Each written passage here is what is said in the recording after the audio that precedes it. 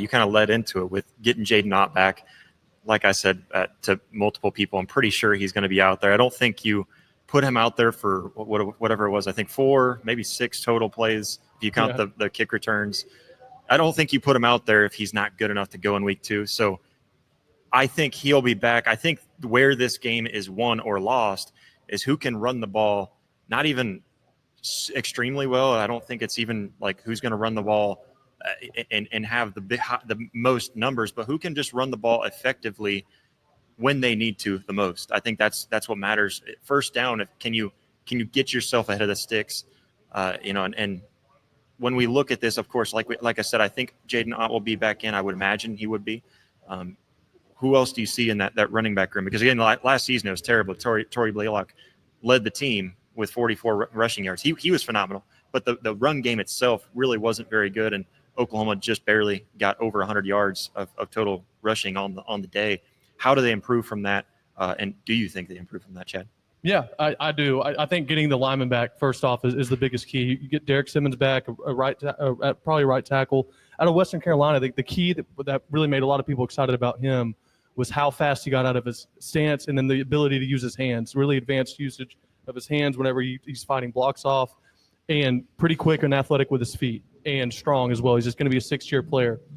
Oklahoma didn't have that last week. And you know, what makes you frustrated, and it's been kind of I'm sure every team feels it, and maybe you would know, but it's like every year Oklahoma plays, we're missing 3 linemen, it seems, till like week 4. And then you're finally like, all right, well, it seems, I guess we're going to go with this the rest of the year. So getting them back's big. The Jay Knot thing was odd. I mentioned on a space this week that it was weird phrasing to hear Arbuckle say he's in a good headspace now. And it's like, because that implies to me, like only inference I can draw was that at one time he wasn't. And it's like, if it's just an injury, usually they just say he's okay, his body's healthy, he's ready to go 100%. And maybe that means nothing. And if you go out and you perform against Michigan, who cares at that point? But there is an aspect of, is there some of the, I want to show people what I can do now because he didn't get the opportunity in game 1? And you're right, it was weird. He's out there for kickoffs. Apparently he was told not to return any of them. You kind of saw that in the first one too, when he was kind of iffy on if he wanted to catch it or not. But you got to have someone with vision, especially if we're going to struggle pushing people off the line like we did the first game.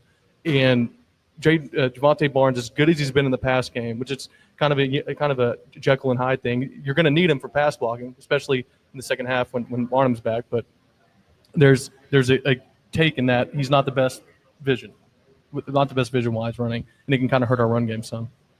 Yeah. Well, and you can't just put him out there just for pass block every time, or else you're gonna. Yeah, exactly. You're gonna give it away.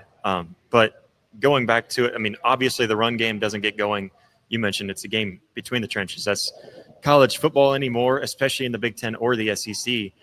It's all on the trenches, and I don't think there's too much concern. There might be some from last weekend if you really look at specific like small plays. But if you know this Oklahoma defensive line, there's not a whole lot of concern there.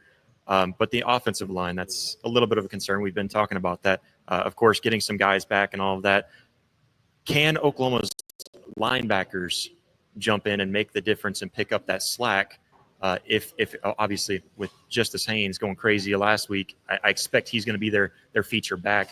How does Oklahoma adjust and specifically in the trenches, or if you've got to go up to the next level to slow down that run game? Yeah, Justice Haynes certainly going to be their feature guy. Got to watch him at Alabama, really good player. I mean, I agree with y'all. It's as much as we talk about the quarterbacks, and they're going to be a huge part of this game, it really is, like you said, going to be about getting yourself in second and manageable, even third and manageable, because for either one of these quarterbacks, this goes for any team. If you're playing behind the sticks, you're getting in third and longs, it's not a method conducive to success, right? And like as good as I think on the other side, like I'm really excited to watch John Mateer, the offense work, but I'm excited defensively how they attack Bryce Underwood because he's a heck of a talent. You know, he had a bit of a layup in week 1. He did what you'd expect him to do. But if you're getting a young quarterback like that and a bunch of third and longs, I like your chances defensively. I really do. I think it's going to be a rock fight. Like, I think that's the best way to describe this game. I think the over-under right now is set at 44.5. It's funny. I was thinking about betting the under, but I realized FanDuel doesn't work here. So, unfortunately, I'll have to ride what I already got, which is I've got Oklahoma to cover and to win.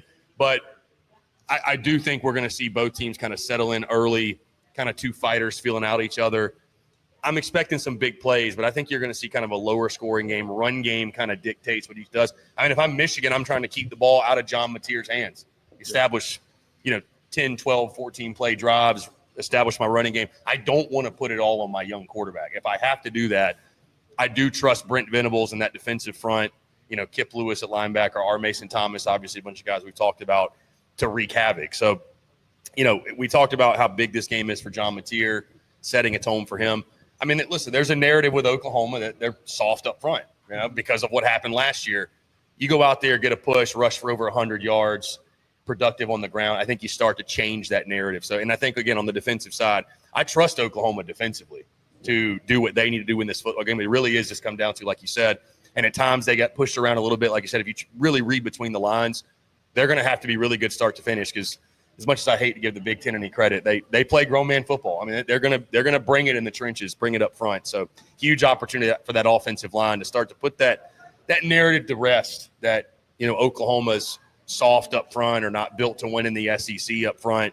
You go do it this week, and I think you'll send a message that's not the case. Yeah, and there's a lot that goes into it too, with trying to make sure that offensive line is up to the task. And again, like we've mentioned already, just how many guys have been shifted in and out, how many guys have injury issues that they're trying to battle off. We're thinking they're all better, but Tierney, you've been quiet down there. You got any thoughts on the run game, trenches? So my only thought on the run game, and I guess even in the trenches too, we say we're getting all these players back. Yeah. Until they're in the game and taking snaps, I do not believe it one single bit.